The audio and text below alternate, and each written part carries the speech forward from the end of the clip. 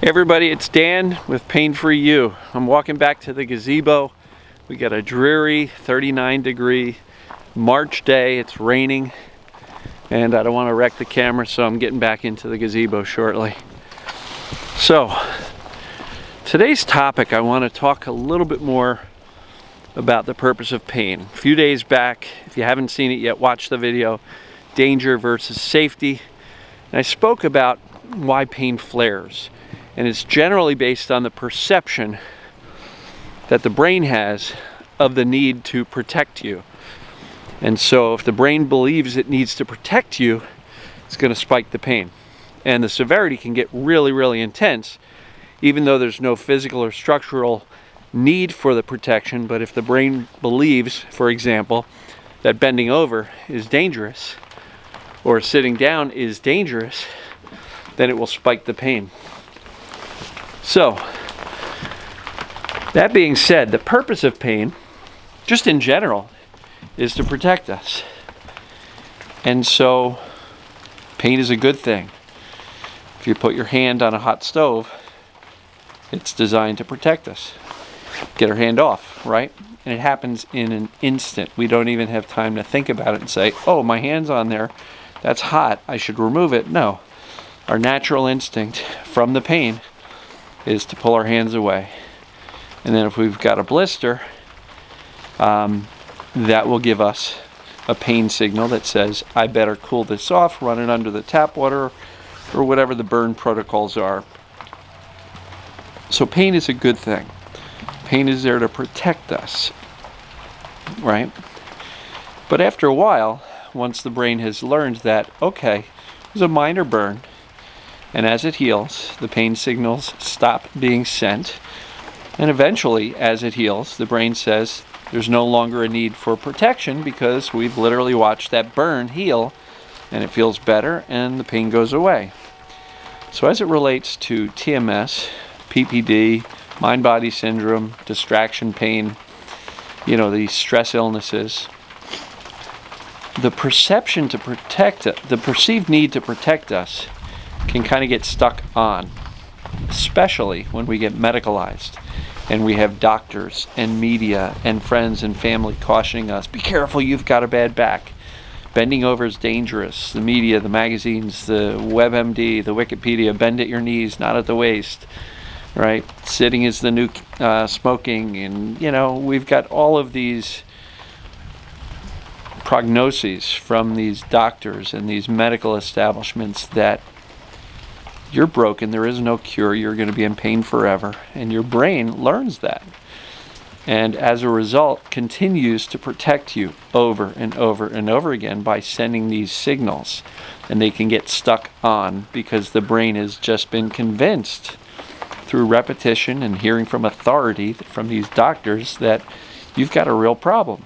And even if you don't have that real problem, if the doctors go, I don't know what's wrong, we've checked you out, we can't see anything that would cause this level of pain, we come to our own conclusion that the doctors missed something, or maybe we understand that it's TMS and we believe that the TMS process is long and complicated and toiling through past traumas and emotions and really very challenging and overwhelming.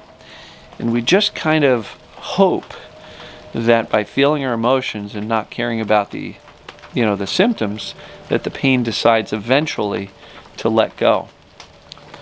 And so I'm starting to gain a little bit of insight that perhaps we can be a little bit more direct with trying to turn the pain off. And what I mean by that is,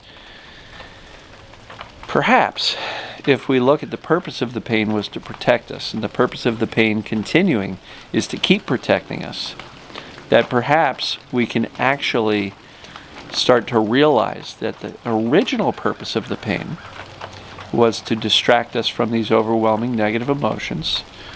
And the theory which Sarno and all the other experts, and even myself, have been proposing is that we need to teach the brain that these emotions are safe so that the brain eventually turns off the signal.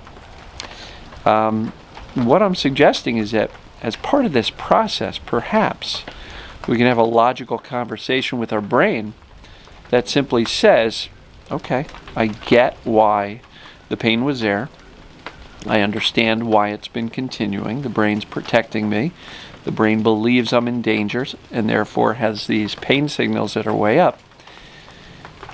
So a good question to ask yourself is, based on the purpose of pain, is there still a need for the pain to protect us? Is there still a purpose for the pain? And perhaps you can have that analysis and conversation with your brain and actually make a decision that, no, this pain is no longer necessary. And this doesn't mean that no pain is necessary, because if you put your hand on that hot stove, you want it to hurt. You want your body's natural pain reaction to fire up so that you get off of that hot stove. But as it relates to these chronic pains and these chronic symptoms, would it make sense as part of this mind-body work, or this, process to eliminate TMS and these distraction pains, would it make sense to also take it a step farther and just have a conversation with ourselves and say, I understand the purpose of the pain was to protect me from these dangerous, scary emotions. But ask yourself, number one, is there still a purpose to my current pain? And am I ready and willing to let the pain go? And basically instruct the brain that there's no more purpose, there's no more benefit to it. And yeah, Mr. Brain, I no longer need this distraction. I no longer need this protection from these perceived dangers, because I know it's mind, body, it's stress, illness, there's nothing physically wrong with my body. And I know that I'm actually okay right now. And I know I don't need to focus, all my attention on this. And I know I don't need to make this a full-time job to try to heal myself, because I know there's nothing to heal. And so perhaps having a cognitive, intelligent conversation with ourselves may be a more direct way to get to the switch to turn off the pain. Because if you can reach the subconscious through your conscious mind and deciding that, look, there's no more purpose, there's no more need to protect me, because there's nothing to protect me from, because emotions are just emotions, perhaps this could be a little bit more direct way of getting in there and letting the pain go. So please let me know what your thoughts are. Sometimes, this probably falls in line with Sarno saying, talk to your brain. Tell your brain that you're onto its game and you're not going to play this anymore, and I don't need protection. So essentially, I'm just really kind of following up on that and saying it in a slightly different way, but at the same time, reminding you that the purpose of the pain is to protect us from damage. And since there's no damage, and there's essentially no danger from damage, and it's just this belief and the perception by the brain that it needs to protect us, it's an incorrect signal, and it is no longer serving a purpose. And it's actually, quite the contrary, causing a heck of a lot more challenge. So maybe this doesn't need to take 6 months to heal, because you see everybody else struggling. Maybe it's the type of thing where there's a little bit faster, call it a shortcut on this journey. And maybe that shortcut really includes intellectually understanding that your body's already fine. The purpose of pain is strictly to protect you, keep you out of danger. The severity of the pain is based on the perception of the significance of the danger, and that since all of these danger signals are false, perhaps we can kind of reason with the brain. Talk to your brain, as Sarno said, and basically tell the brain, this pain is no longer serving a purpose, and I'm now choosing to let the pain go. I'm choosing to turn it off.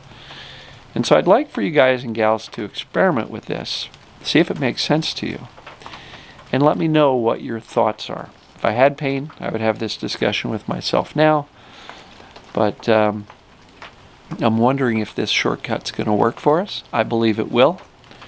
and have that conversation. And let me know if you get some results. If you think this sounds pretty cool, let me know. If it sounds, nah, that's not going to work, we've got to toil and trouble over all these negative emotions and journal for 6 months and really tear our hearts out and revisit traumas. If you think that's a better way of going about this, that's why it may take so long. But if we can really rationalize and say, yeah, this pain was just an ill-advised strategy of the brain to keep us distracted from things that are actually safe all along, perhaps we can shortcut this. So give it a try. Let me know what you think. And again, the purpose of the pain. Is there any longer? Does the pain still have a purpose? And if not, let's choose to let it go and tell the brain in very specific terms that there's no longer a purpose for the pain. I'm choosing to let it go. I'm choosing to turn it off. So with that, let me know your thoughts. And love you guys and gals. We'll talk to you soon. Thank you.